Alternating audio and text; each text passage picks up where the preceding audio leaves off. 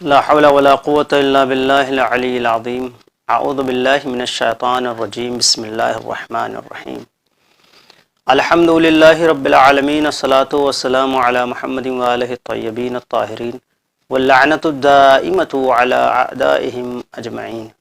محترم ناظرین کرام، السلام علیکم ورحمۃ اللہ وبرکاتہ۔ ایک مرتبہ پھر آپ تمامی حضرات کی خدمت میں درس تفسیر قرآن کے حوالے سے گفتگو لے کر حاضر ہوئے ہیں۔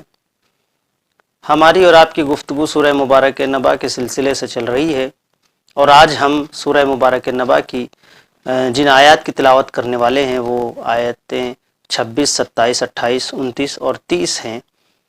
انشاءاللہ ان آیات کی تلاوت کریں گے اور اس کا ترجمہ اور مختصر سی اس پر گفتگو۔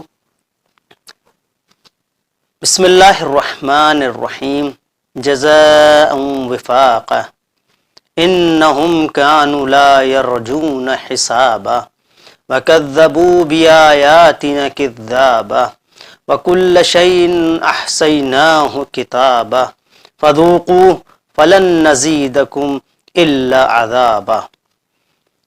ناظرین کرام، پروردگار عالم نے ارشاد فرمایا جزاء وفاقا۔ چونکہ اس سے پہلے کی ساری گفتگو وہ جہنم کے سلسلے سے ہو رہی تھی، اب پروردگار عالم ارشاد فرما رہا ہے یہ جو تمہیں عذاب دیا جا رہا ہے، جو حمیموں و غساقہ پلایا جا رہا ہے، نہ وہاں سردی انہیں لگے گی، کچھ دیا نہیں جائے گا، ٹھنڈک کا کوئی سکون کا کوئی سامان نہ ہوگا، یہ سب جو کیا جا رہا ہے یہ کیا ہے؟ یہ وہ جزا ہے، یہ وہ سزا ہے کہ جزاء وفاقہ، یہ ان کے اعمال کے مطابق کی جزا ہے۔ جیسے ان کے اعمال تھے ویسی اس کی جزا ہے۔ اعمال اگر اچھے تھے تو اچھی جزا ہوگی، برے ہوں گے تو بری جزا ہوگی، ظاہر ہے، اور ان کا جیسا اعتقاد ہے اسی اعتبار سے ان کو یہ دیا جا رہا ہے۔ یعنی پروردگار عالم کے یہاں کسی قسم کا کوئی یہ کہا جائے کہ ظلم نہیں ہے۔ جیسے اعمال، بلکہ قرآن مجید کی ایک دوسری آیت کی اگر آپ تلاوت کریں، وَمَن يَعْمَلْ مِثْقَالَ ذَرَّةٍ خَيْرًا يَرَهُ وَمَن يَعْمَلْ مِثْقَالَ ذَرَّةٍ شَرًّا يَرَهُ، وہ اس کی مکمل وضاحت ہو سکتی ہے کہ جو ایک رائی کے دانے کے برابر بھی نیکی کرے گا اس کو اس کا صلہ ملے گا، جو برائی کرے گا اس کو اس کا صلہ ملے گا۔ تو جو یہاں پر اس صورت میں اور اس آیات میں پروردگار عالم نے اس سورے میں اور ان آیات میں فرمایا ہے، یہ جو سارے عذاب کا تذکرہ کیا ہے، یہ کیا ہے؟ جزاء وفاقہ، یہ ان کے اعمال کے مطابق ان کی جزا ہے، جیسے اعمال ویسی اس کی جزا اور سزا۔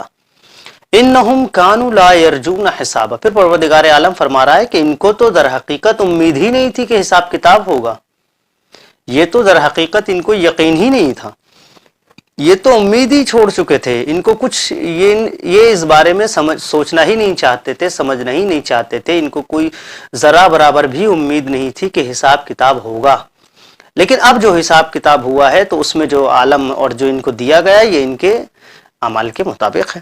پھر پروردگار عالم فرما رہا ہے چونکہ ان کو یقین نہیں تھا، امید نہیں تھی، اس لیے کرتے کیا تھے؟ وَكَذَّبُوا بِآيَاتِنَا كِذَّابًا، انہوں نے صریحاً ہماری آیات اور ہماری نشانیوں کو جھٹلایا ہے، یعنی واضح نشانیوں کو بھی انہوں نے جھٹلا دیا، انہوں نے ہماری تمام ترین آیات کو بالکل صریحاً اصلاً جھٹلا دیا، اور اس سے ذرا برابر بھی ہلکا سا بھی اس میں جسے کہا جائے کہ تأمل نہیں کیا، افسوس نہیں کیا، اور ٹھہراؤ بھی نہیں رکھا اپنی گفتگو میں، اور فوراً کے فوراً اسے جھٹلاتے چلے گئے۔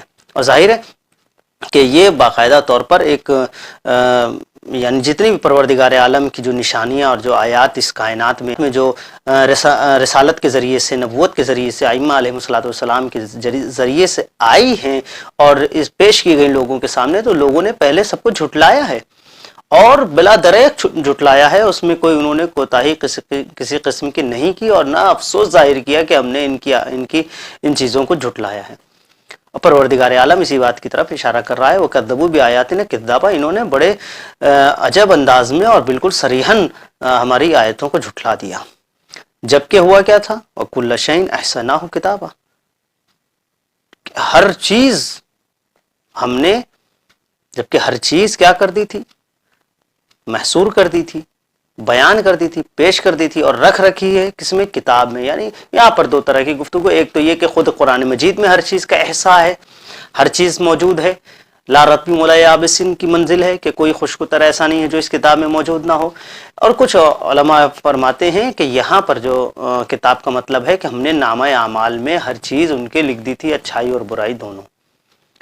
تو چاہے وہ لیجئے چاہے یہ لیجئے، دونوں اعتبار سے یہ بالکل ہے کہ ہر بات پہلے سے واضح تھی اور کتاب میں موجود ہے، اور خود قرآن مجید میں بھی ہر چیز کا تذکرہ، ہر چیز کو بیان کر دیا گیا ہے۔ آپ دیکھیں جہنم کا تذکرہ بھی ہے، جنت کا تذکرہ بھی ہے، اچھائیوں کا بھی ہے کہ اچھا کرو گے تو کیا ہوگا، برائی کرو گے تو کیا ہوگا، سب کا تذکرہ موجود ہے۔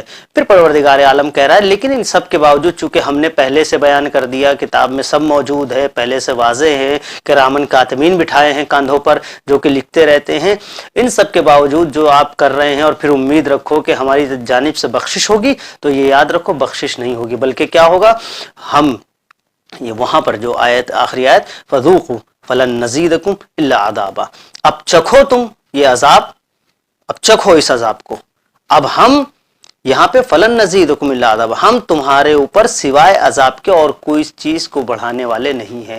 یعنی گویا پروردگار عالم اس چیز کی طرف اشارہ کر رہا ہے کہ تمہاری اس یعنی غلط بیانی سے، تمہارے اس جھوٹ سے جو تم نے ہماری آیات کو اور ہماری نشانیوں کو جھٹلایا ہے، ان سب کی جو بدولت جو تمہیں آج مل رہا ہے وہ صرف عذاب میں اضافہ ہی ہوتا رہے گا۔ اب تم اس عذاب کو چکھو جو تمہاری جھوٹ کی بنا پر، تمہاری دروغ گوئی کی بنا پر تمہیں دیا جا رہا ہے۔